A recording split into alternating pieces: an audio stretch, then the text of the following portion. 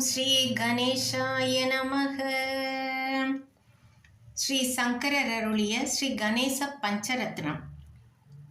मुदाकरातमोदकं सदा विमुक्तिसाधकं कलाधरावदंसकं विलासिलोकरक्षकम् अनायकैकनायकं विनाशिदेवदैत्यकं नदासुपासुनाशकं नमामि तं विनायकम्. नदेतरादिपीकरं नवोदितार्कपाश्वरं नमत्सुरारिनिर्जरं नदादिकावदुत्तरम्.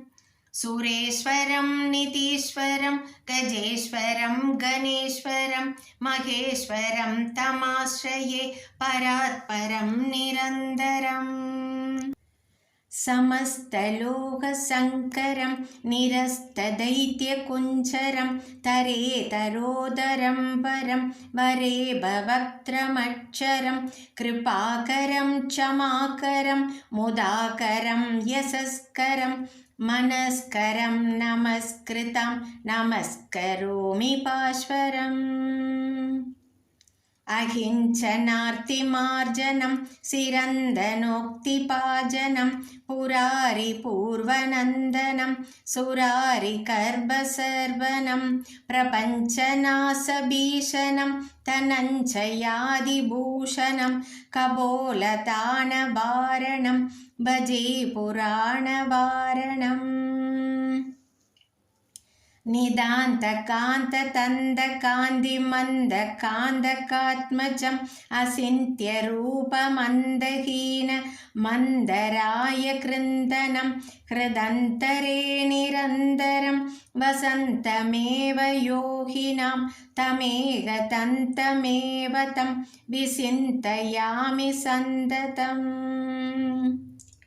महागणेशपञ्चरत्नमादरेण योऽन्वहं प्रजल्पति प्रभातके हृदि स्मरन् गणेश्वरम् अरोगतामदोषतां सुसाहितीं सुपुत्रतां समाहितायुरष्टभूतिमप्युपैति सोऽसिरा. महागणेशपञ्चरत्नमादरेण योऽन्वहं प्रजल्पति प्रपातके हृदि स्मरन् गणेश्वरम् अरोगतामदोषतां सुसाहितीं सुपुत्रतां समाहितायुरष्टभूतिमप्युपैति सोऽसिरा. ओम श्री गणेशाय नमः.